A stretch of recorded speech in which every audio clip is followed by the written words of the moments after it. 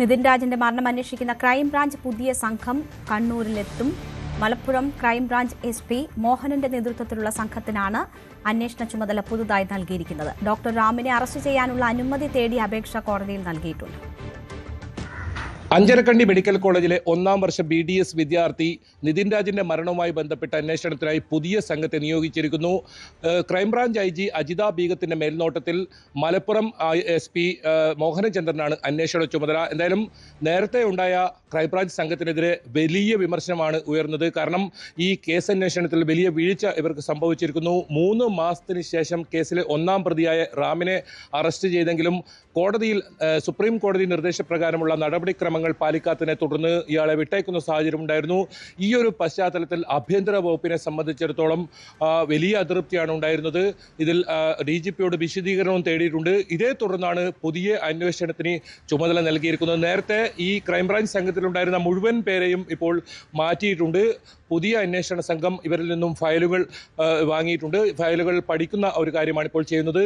ഇതോടൊപ്പം റാമിനെ വീണ്ടും അറസ്റ്റ് ചെയ്യാൻ തലശ്ശേരി അഡീഷണൽ സെഷൻസ് കോടതിയിൽ അപേക്ഷ നൽകിയിട്ടുണ്ട്. കോടതി റാമിന് ഇത്തരത്തിൽ നോട്ടീസ് അയക്കും. ഇനി ക്രൈംബ്രാഞ്ച് സംഘത്തിന് മുന്നിൽ വീണ്ടും റാം ഹാജരാകും. പിന്നീട് ഈ വിശദമായ ചോദ്യം ചെയ്യലിന് ശേഷമായിരിക്കും കോടതിയിൽ ഹാജരാക്കുക. നേരത്തെ ഈ കേസിൽ ഉണ്ടായ വീഴ്ച അതിലെ എല്ലാ പഴുതുകളും അടച്ചുകൊണ്ടാണ് പുതിയ അന്വേഷണ സംഘം മുന്നോട്ട് പോകുന്നത്. എന്തായാലും ഈ പോലീസിനെതിരെ, ലോക്കൽ പോലീസിനെതിരെ വലിയ വിമർശനം ഉയർന്നതിനെ തുടർന്നാണ് ഈ കേസ് ക്രൈംബ്രാഞ്ചിനെ ഏൽപ്പിക്കുന്നത്.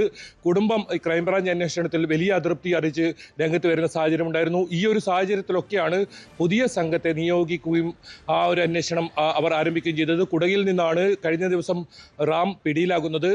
താടി വെച്ച് ആളുമാറിയ നിലയിലായിരുന്നു റാം ആ സമയത്ത് ഉണ്ടായിരുന്നതെന്നടക്കം ഈ ക്രൈംബ്രാഞ്ച് സംഘം വ്യക്തമാക്കിയിരുന്നു. പക്ഷേ അപ്പോഴും കോടതിയിൽ ഹാജരാക്കുമ്പോൾ കൃത്യമായ ഈ ഒരു നടപടിക്രമങ്ങൾ പാലിക്കാതെ ഹാജരാക്കുകയും അതേ തുടർന്ന് റാമിനെ വിട്ടയക്കുന്ന സാഹചര്യമൊക്കെയാണ് ഉണ്ടായത്. ഇത് വലിയ പ്രതിഷേധത്തിന്, പ്രത്യേകിച്ച് നിതിൻ രാജിന്റെ കുടുംബം, രാജൻ ഉൾപ്പെടെ ഈ കാര്യത്തിൽ വലിയ പ്രതിഷേധവുമായി രംഗത്ത് വന്നിട്ടുണ്ട്.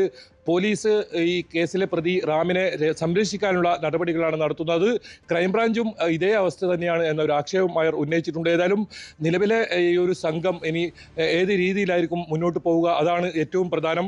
വലിയ പ്രതിഷേധമുയർന്ന ഒരു കേസിലാണ് ഇത്തരത്തിൽ പോലീസിന്റെ ഭാഗത്തു നിന്നും വലിയ അനാസ്ഥ ഉണ്ടായിരിക്കുന്നത്.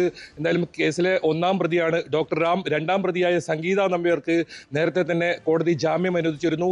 കീഴ്ക്കോടതി മുതൽ സുപ്രീം കോടതി വരെ മുൻകൂർ ജാമ്യ ഹർജിക്കായി ചെന്നെങ്കിലും ജാമ്യം അനുവദിക്കാത്തൊരു കേസാണ്. അങ്ങനെയുള്ളൊരു കേസിലാണ് ഇത്തരത്തിൽ കോടതിയിൽ ഹാജരാക്കുമ്പോൾ കോടതി വിട്ടയക്കുന്ന ഒരു സാഹചര്യം ഉണ്ടായത്. എന്തായാലും നാടകീയമായ രംഗങ്ങൾക്കാണ് അന്ന് കോടതിയിൽ സാക്ഷ്യം വഹിച്ചത്. പിന്നീട് കോടതി വിട്ടയച്ച ഈ പ്രതിയെ ബലമായി പിടിച്ചുകൊണ്ടുപോവുകയും ഹാജരാകാൻ നോട്ടീസ് നൽകി വിട്ടയക്കുന്ന സാഹചര്യമൊക്കെ ഉണ്ടായത്. ഏതായാലും റാം ഈ കേസുമായി പൂർണ്ണമായും സഹകരിക്കുമെന്ന് റാമിൻ്റെ അഭിഭാഷകൻ വ്യക്തമാക്കിയിട്ടുണ്ട്. ഏത് സമയത്ത് വിളിപ്പിച്ചാലും ഈ ഒരു അന്വേഷണത്തിനായി അല്ലെങ്കിൽ പോലീസിൻ്റെ ചോദ്യം ചെയ്യലിനായി ഹാജരാകും.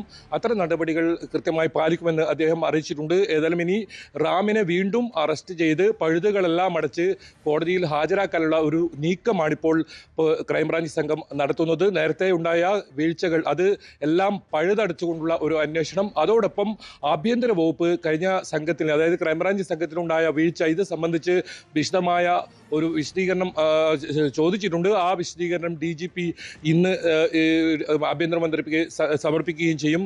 എന്തായാലും കേസിൽ കൂടുതൽ പേർ ഉൾപ്പെട്ടിട്ടുണ്ട്. അവരെ എല്ലാം അറസ്റ്റ് ചെയ്യണമെന്നൊരു ആവശ്യമാണ് കുടുംബം ഉന്നയിക്കുന്നത്. പ്രത്യേകിച്ച് പ്രിൻസിപ്പലിന്റെ മുറിയിൽ നടന്ന സംഭവം, പുറത്തു വന്ന CCTV ദൃശ്യങ്ങളിൽ കാണുന്ന ആളുകൾ, അവർക്കെതിരെ എല്ലാം കേസെടുക്കണമെന്നൊരു ആവശ്യം കുടുംബം മുന്നോട്ട് വെച്ചിട്ടുണ്ട്.